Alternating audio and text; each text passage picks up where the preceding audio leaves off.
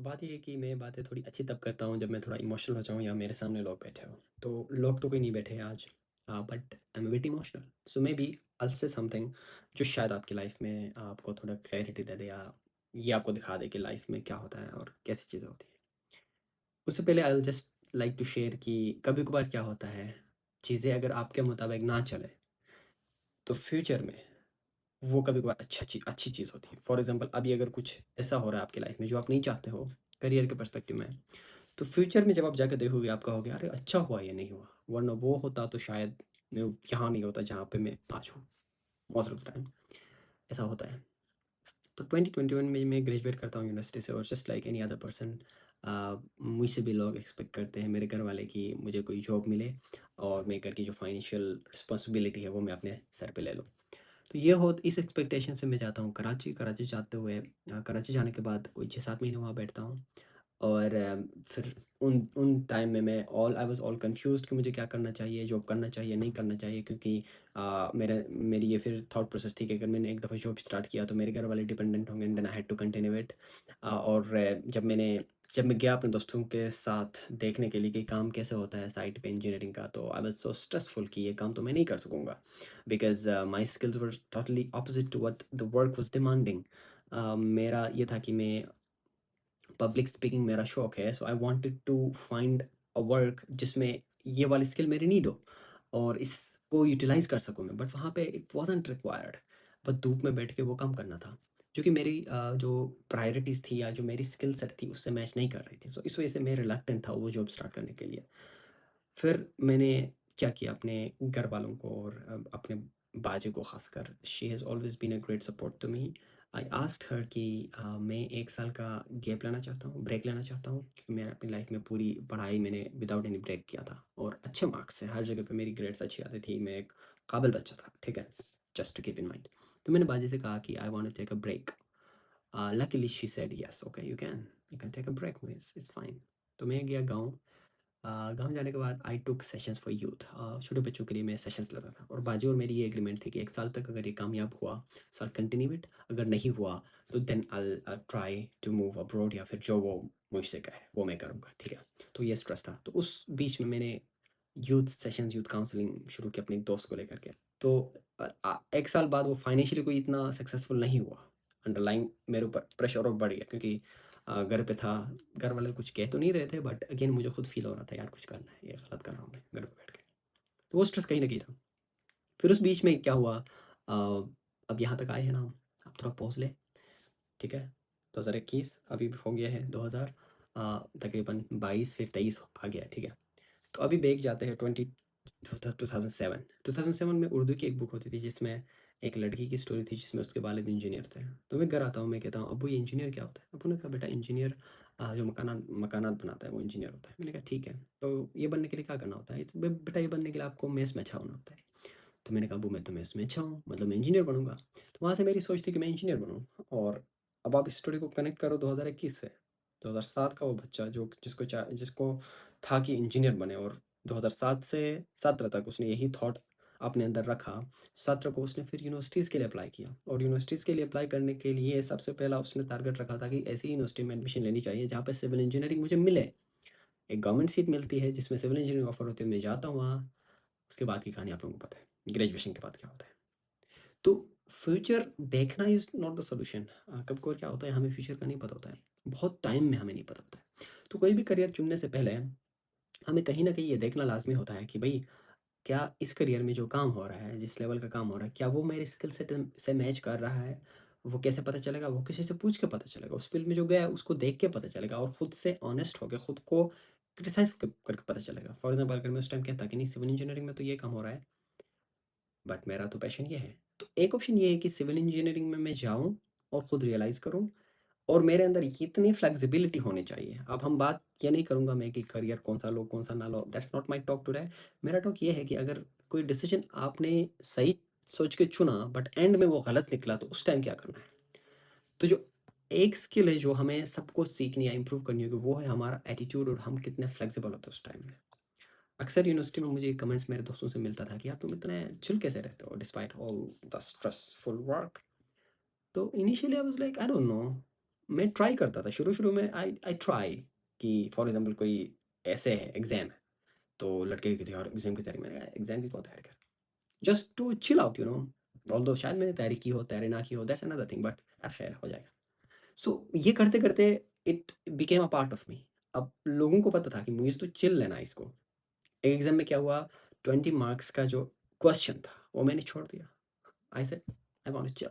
आप लोग ये ना करें, I am not recommending it, it was just my personality, ठीक है? तो just to take life on a lighter note. तो अभी एआई के ज़माने में तो अभी एआई के ज़माने में क्या है कि आप श्योर नहीं हो सकते कि अभी जो आप करियर ले रहे हो, आने वाले टाइम में वो एग्ज़िस्ट करेगा। तो इस चीज़ के लिए जो स्किल हमें नीड होगी वो है फ्लेक्सिबिलिटी, कि हम कितना फ्लेक्सिबल होते हैं और कितना एडैप्ट कर लेते हैं चीज़ों को। अगर चीज़ें हमारे मुताबिक ना चले तो हम कितने फ्लेक्सिबल होते हैं उनको चेंज करने के लिए। तो यही हुआ 2023 में मेरे साथ। देयर इज़ दिस प्रोग्राम जो कि टीचिंग के रिलेटेड है और मेरे सिविल इंजीनियरिंग से इसका कोई ताल्लुक नहीं है। 2 years program in UK. So then I got this thought कि अब तो बाजी को कहा है, अब कुछ एक्स्ट्रा नया करूँगा। अब फिर मैंने सोचा कि यहाँ से यहाँ शिफ्ट लेते हैं। सिविल इंजीनियरिंग में दोबारा मुझे नहीं जाना था, आई न्यू दैट, मैंने तलाक दिया था। फिर मैंने सोचा कि चलो अभी क्या करते हैं, शिफ्ट करते हैं करियर और टीचिंग की तरफ आते हैं। फिर मैंने आइल्स का एग्ज़ाम दिया और वो टेस्ट दे दिया। उसके साथ-साथ मैंने अपना YouTube channel teach me friend जिस पे आज मेरे कोई 4000 फॉलोवर्स हैं, सब्सक्राइबर्स हैं, उस पे भी काम करना शुरू किया, डेडिकेटेड होके।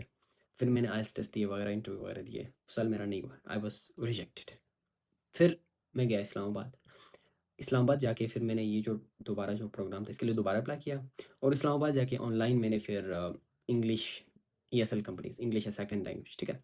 ईएसएल कंपनीज़ के साथ काम करना शुरू किया और वहाँ से फिर मेरा थोड़ा जो अर्निंग का वो है दायरा है वो थोड़ा बढ़ने लगा। ऑनलाइन अर्निंग मैंने स्टार्ट की और उसके साथ-साथ यूट्यूब वीडियोज़ बनाने लगा।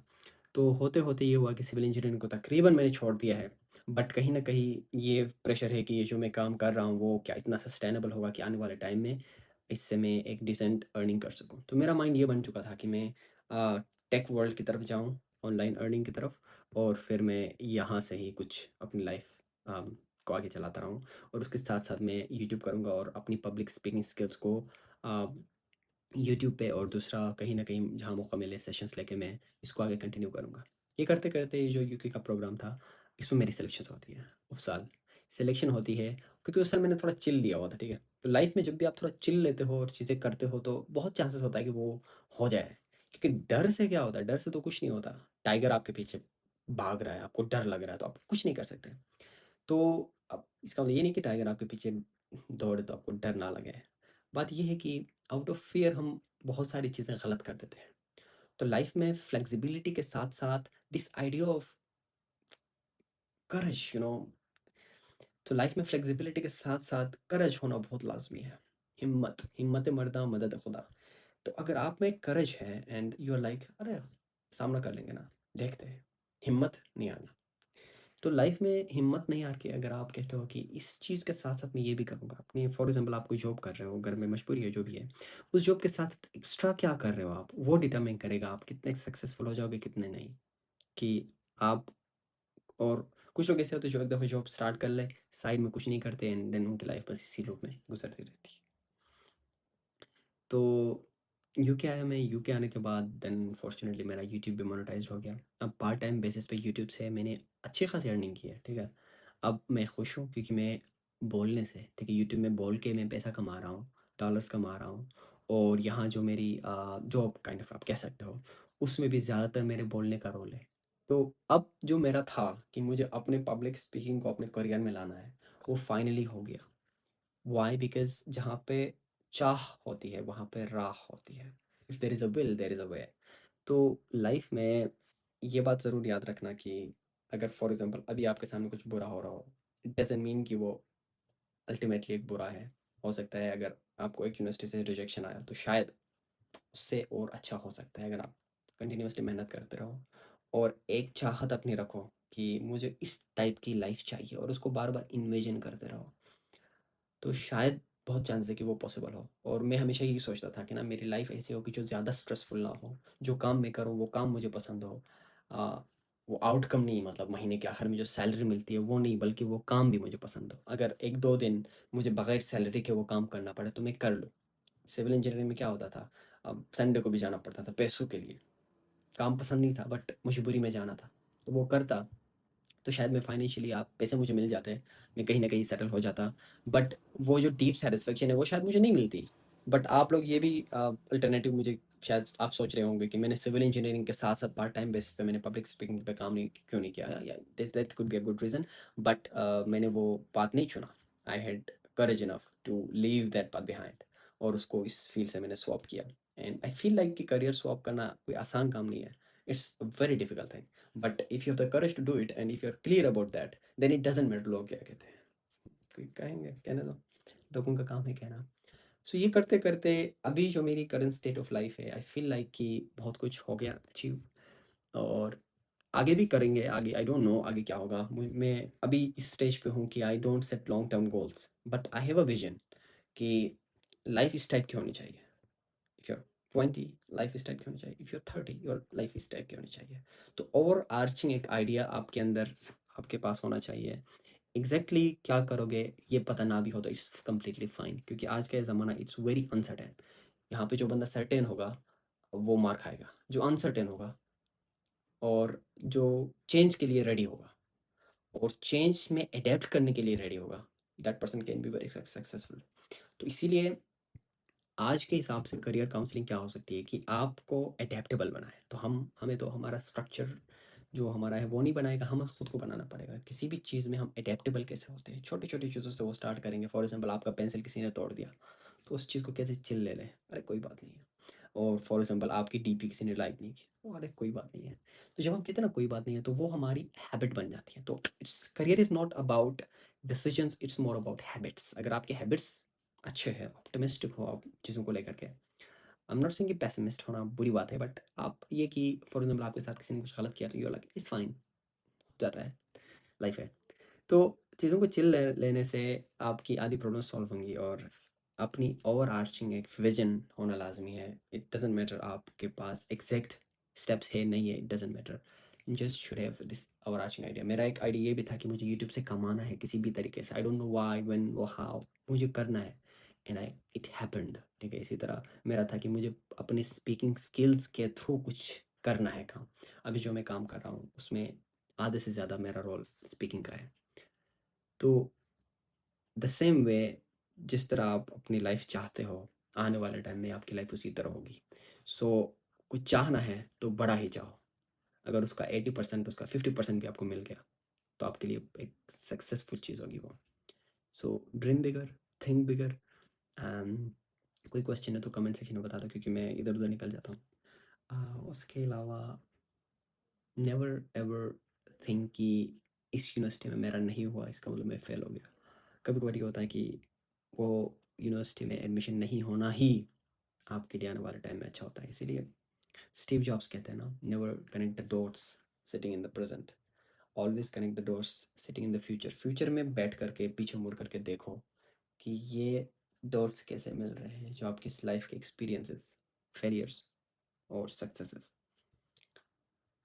या इस ऐसी है लाइफ। गुड और बैड डिसीजन नहीं होता, it's just a decision and all that matters is your attitude towards those outcomes. Support system and अपनी कमियों को एक्सेप्ट करना और अपने पेस पे आगे बढ़ना, ये मैंने सीखा है लाइफ में।